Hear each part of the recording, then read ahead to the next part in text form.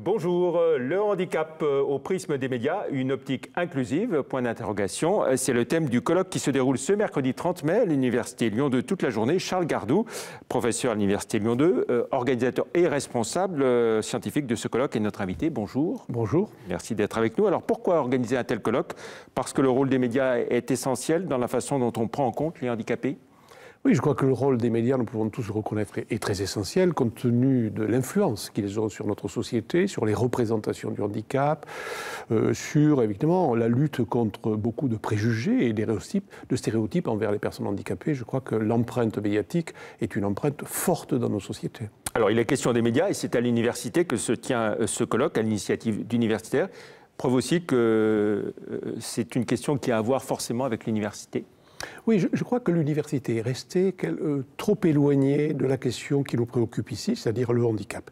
L'université a des choses à dire, elle a des savoirs à produire, elle a des savoirs à diffuser, parce que le handicap n'est pas qu'une affaire de charité, ce n'est pas une affaire de compassion ni de charité, c'est une affaire aussi de connaissances qui doivent être diffusées et qui lèvent beaucoup d'obscurantisme persistant en matière de handicap. Alors, il existe une convention relative aux droits des personnes handicapées, CDPH, signée et ratifiée par la France, qui appelle à considérer l'accès à l'information, à l'expression et à la communication comme un des droits fondamentaux dans une société voulue inclusive. La société est-elle vraiment inclusive ? Alors, elle devrait l'être et elle aspire à l'être.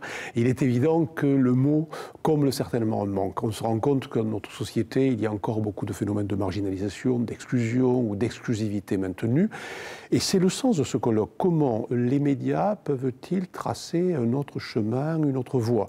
La société inclusive, c'est une affaire collective. Un défi à relever vent debout, d'autant que nous avons effectivement signé un contrat à travers cette convention qui a primauté sur le droit français et notre pays doit s'interroger sur les formes de discrimination persistantes. Alors si on dresse un état des lieux déjà pour commencer, quel constat faites-vous pour planter le décor, j'ai envie de dire ? Nous avons signé une loi, nous avons édicté une loi en 2005. Cette loi a été forte. Elle-même faisait suite à une première loi de 75. Tout à fait. Alors, loi de Simone Veil en 75, 30 ans après, une nouvelle loi, et beaucoup d'espérance autour de cette loi qui traçait le chemin d'une société inclusive. Mais il y a des réticences, il y a des résistances, il y a des habitudes culturelles, il y a aussi des formes d'ankylose qui bloquent les avancées. Alors, les évolutions, on ne peut pas les négliger, elles sont là, mais elles sont lentes.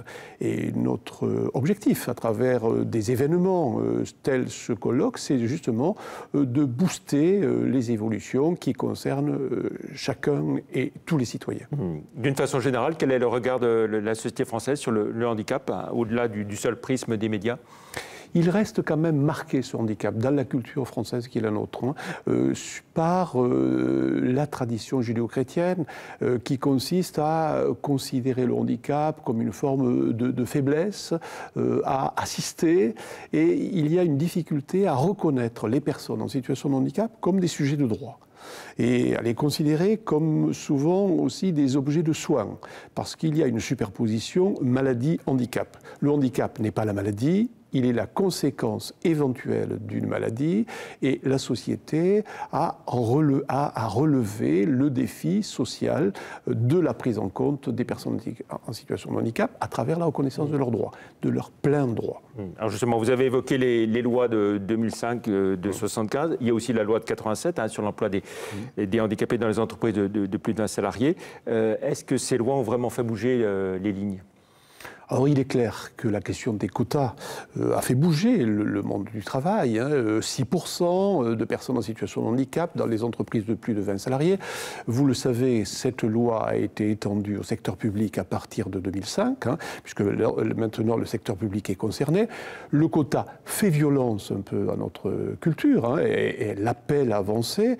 On souhaiterait qu'on n'ait pas besoin de quotas, mais il en est ainsi.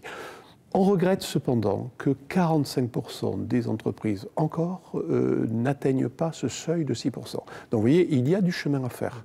C'est le sens de notre travail quotidien dans les associations, dans les universités et dans toutes les institutions. En quelques mots, il nous reste un peu de temps. Charles Gardou, les temps forts de ce colloque et puis l'avenue de la secrétaire d'État, Sophie Cluzel, pour conclure les travaux. Alors, le temps fort de ce colloque, donc, le colloque lui-même, toute la journée, qui sera suivi à 18h par la remise des premiers trophées Lumière de l'entreprise inclusive, manière de solidariser les mondes, celui de l'université et celui du travail, et effectivement, le soutien, puisque Madame Sophie Cluzel, secrétaire d'État auprès du Premier ministre chargée des personnes handicapées, et marraine de ces trophées, a accordé son haut patronage également au colloque, de même que Muriel Pénicaud, ministre du Travail.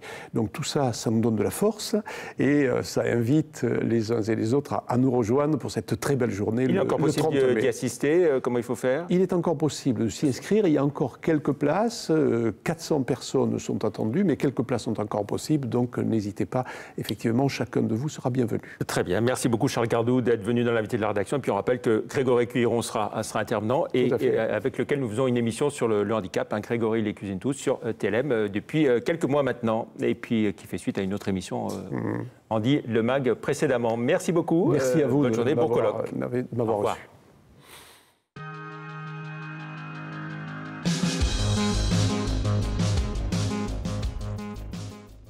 Des personnalités de tout